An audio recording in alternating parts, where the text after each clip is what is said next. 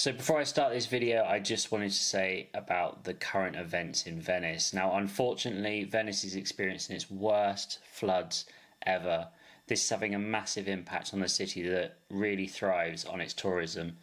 Hopefully, this will be cleared up and they'll be able to get back to their normal lives. It's a great city. I massively enjoyed my time there, and they've done a really great work into making something that on the outside doesn't appear accessible, but as you'll see through this video, they've done really great work. Now, hopefully, if you're watching this in the future, those problems have been solved and you get to go and have an awesome holiday there. If you do, I hope you enjoy. Right, let's get on with the video.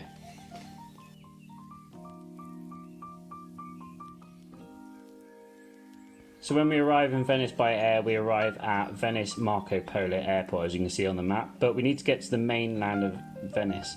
Now, we can either do this via train, but I highly recommend the bus, which you can see here. Super modern bus with ramp, and I don't know if you have to pay, but they didn't charge us, which was absolutely great. And yeah, it gets you right to where you need to be, so highly recommend the bus.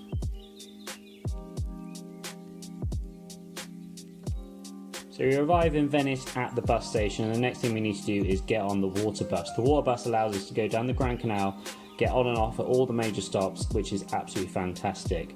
When you get off the bus, you just see this bridge here and you just head on to the other side of it and you'll be able to get on the water buses. Now, the water buses themselves are absolutely fantastic. There's loads of staff there to help you out, get on and off, because obviously with the tides, you know, it's not always going to be the same height, so there's either going to be a bump down, bump up, or flat. But as you can see here, they're more than happy to help, and they're actually trained and designed to do it. So this is really great to see. Absolutely fantastic work by the city of Venice to make this as accessible as possible. Once you're on as well, there's a little disabled cabin, but I found that it's best just to stay on the outside because you get these amazing views, and what view it is, as you can see.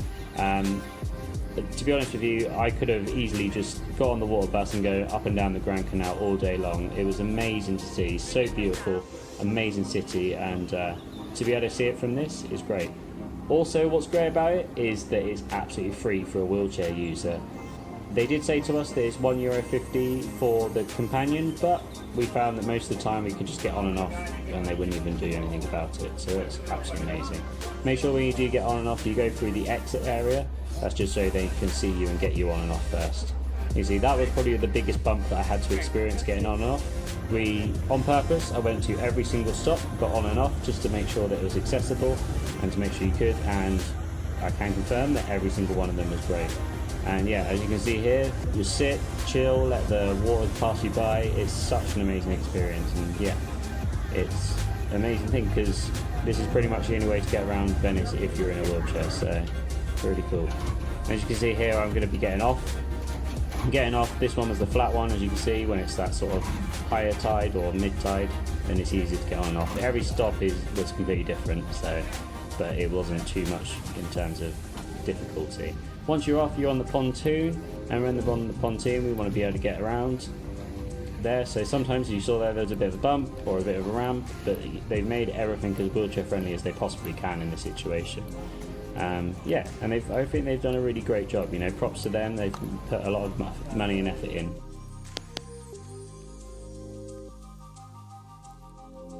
Okay, so what to do when you're actually off the boat and you want to do stuff? What I recommend highly is just to go and get lost. Yeah, you can look at the maps, plan your trip all the time, but I found the absolute best thing to do was to really just go down whatever road you can see if it's accessible, and carry on. You might get to a bridge, but in this case, we found this amazing little shopping district that sold loads of unique Venetian items, as well as some high-end shops that, you know, designer shops and all that as well. Obviously, not too interested in those, but seeing all like the amazing craftsmanship with the Venetian glass, all the masks and that, which we're about to see in a second, and all these unique little shops was pretty cool. I think that's what makes Venice really cool. You can just literally wander anywhere and find either an amazing piece of architecture or a really cool shop or something really interesting that's happening. As you can see here, the mask shop, you know, typical of Italian Renaissance period, and it was really cool. Yeah, and yeah, there's a couple of times I went down and couldn't get down a path, but hey, we've had fun. As you can see here, great thing about Venice, completely flat. There's not a single hill here, because of the way it's, it is. And here in St. Mark's Square, the major part of it, no cobblestones, and we found that was generally the way most of the place in Venice. Wherever you go, there seems to be no cobblestones. It's pretty flat. And here we're in the art district, which is definitely something I recommend you doing. Here you can get into most art museums, but only on the bottom floor. We'll show that in a minute. But the great thing is it's free to get in. You just wander in, doors are open, go in, have a look at the art. But yes, you might not be able to go up the stairs, but to be honest, if you went up these stairs in all of these places, you probably only get to like 3 or 4 different museums. Whereas here I got to go and see the bottom floor of about 50 if I wanted to. There were so many. Yeah, here, like, this problem when you get to Venice, quite a lot of the buildings inside, they don't have lifts, so they're not accessible up, from the ground floor, after the ground floor, that is.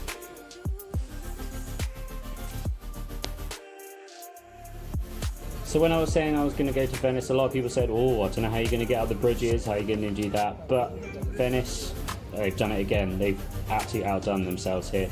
All the major bridges that I found that were in the near St. Mark's Square all had these really big long ramps, which made it as easy as you could. This one I could get up by myself. There's a few that are a bit steeper that I had to have help with Alice to push me up, but generally if you're going out traveling, you normally go with someone else, so they can give you a little bit of a help of a push. If not, this is a city full of tourists. You're gonna have someone be able to help you there. And yeah, once you're up, you get to experience it just the way everybody else does. See, there are some gondolas, but unfortunately the accessible gondola people weren't actually running at the time I was there. Bit of a shame, that's something that I wanted to tick off the list, but hey, next time maybe. Alright, but as I said here, here's an example of a tourist wanting to help. Bless him, I was just at the bottom of the stairs and he was just like, oh, can I help you? And I was like, and he just started doing it. I was like, hey, you know what, I did kind of want to go up to the top of it, see what was there, because at the top I wanted to see the Bridge of Sighs, which is obviously a big landmark. Before I could say thank you though, he ran off. So, somebody chased after him, say thanks. He was off. But yeah, as you can see there, Bridge of Sighs, something I wouldn't have been able to see it if he didn't come and help me, which was really great. Although we did find out later that the lower bridge further down was accessible. So unfortunately we didn't actually stay in Venice itself. I was actually on a sailing trip at the same time and was staying about an hour away from Venice. However, somebody else on the sailing trip did spend the night in Venice and they were telling me about the hotel that they did. They said it was absolutely amazing, really nice hotel and great for accessibility too. So what I'll do, I'll put a link down below so we can go and support a hotel that supports us disabled people.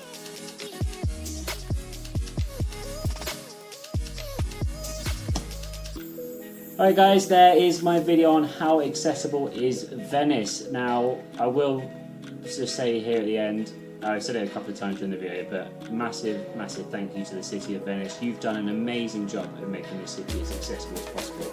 I know it couldn't have been easy, with it basically being a historic monument, that you don't really want to touch too much, but to do what you've done and to make it that as accessible as possible, you've done a really great job. The water buses are amazing, the ramps are amazing, really, really good. Yeah, and if you want to watch this video and you want to know more, about accessibility, please feel free to write a comment down below. I'm more than happy to answer anything that I know the answer to. And yeah, if you got to this point at the end, thank you very much for watching. You are rewarded by, I'm going to show you some pictures of Social Certified.